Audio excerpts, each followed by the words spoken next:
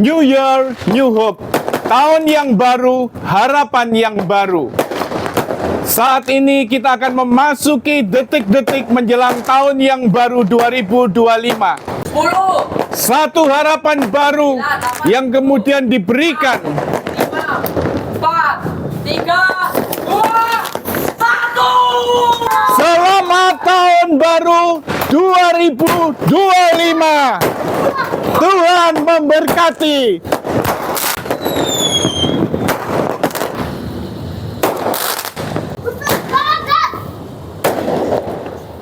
Pengharapan tidak mengecewakan merupakan tema dari tahun Jubileum 2025 ini.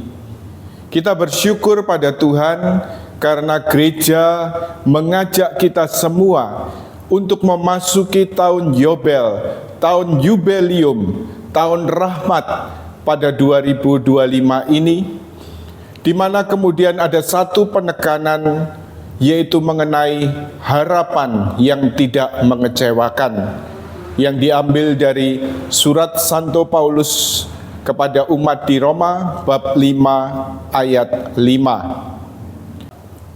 Kalau kita ingat pada tahun 2013 yang lalu, juga merupakan suatu tahun jubileum luar biasa yang dicanangkan gereja melalui Paus Benediktus ke-16 dengan satu penekanan, yaitu bahwa tahun 2013 adalah tahun iman.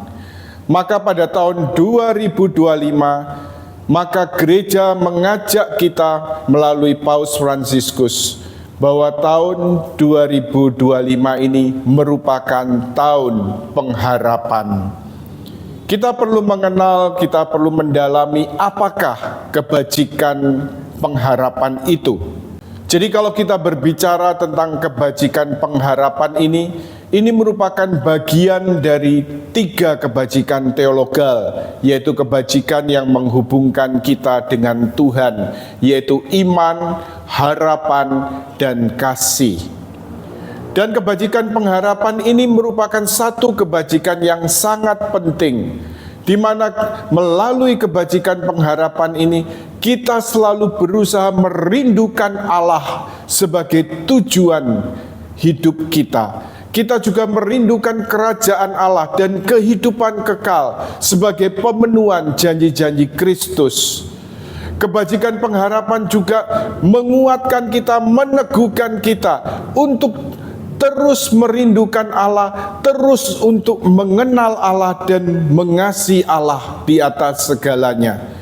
Dan satu hal juga, kebajikan pengharapan juga memberikan kekuatan bahkan di tengah badai kehidupan. Ada suatu teks dalam kitab suci yang begitu indah yang kita dapat renungkan mengenai kebajikan pengharapan ini, yaitu dari surat kepada orang Ibrani bab 6 ayat 19 sampai 20. Pengharapan itu adalah sau yang kuat dan aman bagi jiwa kita yang telah dilabuhkan sampai ke belakang tabir, di mana Yesus telah masuk sebagai perintis bagi kita. Satu hal yang dapat kita renungkan, kebajikan pengharapan ini merupakan sau yang kuat dan aman.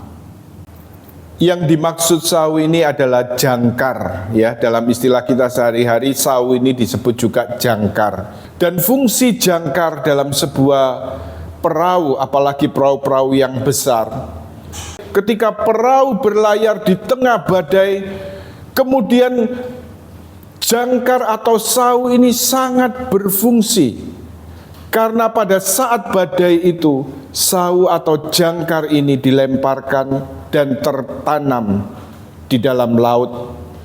Sau ini yang akan memberi kekuatan bagi perahu ini, walaupun ada angin, ada badai yang kemudian mengombang-ambingkan kapal, tetapi kemudian sau ini menjadi tambatan yang kuat dan aman, supaya perahu itu jangan, atau kapal ini jangan sampai lari kemana-mana. Demikian juga dalam perahu kehidupan kita. Kita membutuhkan jangkar, kita membutuhkan sau yang adalah kebajikan pengharapan ini. Harapan tidak pernah mengecewakan, seperti yang dinyatakan Santo Paulus. Dan pengharapan ini bukan dengan kekuatan manusiawi kita, tetapi pengharapan ini kita letakkan pada Yesus, pada Tuhan kita Yesus Kristus. Walau di tengah badai kehidupan, ataupun yang kemudian disoroti oleh gereja, di tengah penderitaan, di tengah peperangan yang sedang melanda dunia, suatu pengharapan kepada Kristus, suatu pengharapan kepada Allah untuk tercipta perdamaian.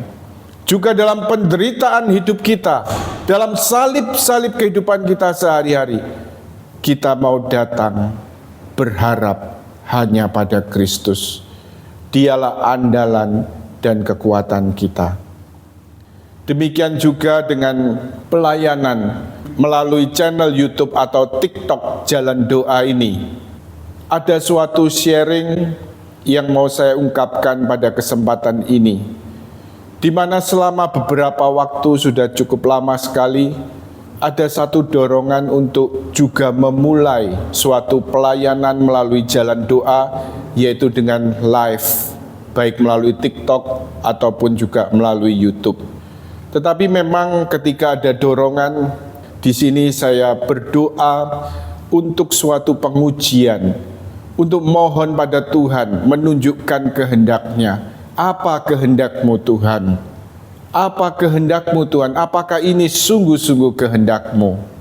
Dan kemudian ya ada suatu inspirasi-inspirasi yang muncul. Walaupun dorongan-dorongan ini saya coba uji, coba saya tahan, tidak serta-merta begitu saja dilakukan sambil terus bawa doa untuk mencari kehendak Tuhan.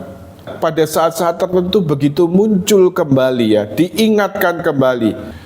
Nah, ada dorongan juga untuk mulai juga ya melayani dalam pelayanan doa penyembuhan melalui siaran live di TikTok dan juga YouTube ini.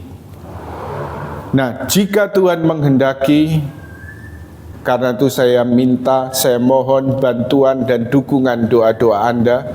Jika Tuhan menghendaki, supaya juga jalan doa ini dapat berjalan dalam bentuk live pada waktu-waktu tertentu, dan akan kemudian rencana terdekat adalah pada Jumat kedua dari bulan Januari 2025 ini.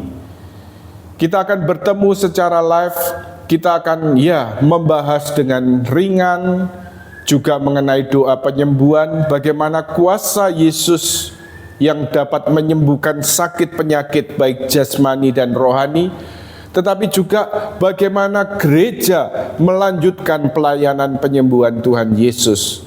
Dan kita juga akan berdoa, mohon kuasa Tuhan untuk menjamah dan menyembuhkan Anda yang membutuhkan pelayanan doa penyembuhan. Baik, mohon dukungan doa. Dan kita akan bertemu lagi pada siaran live Jalan Doa ini pada Jumat kedua dari bulan Januari 2025 ini. Tuhan memberkati.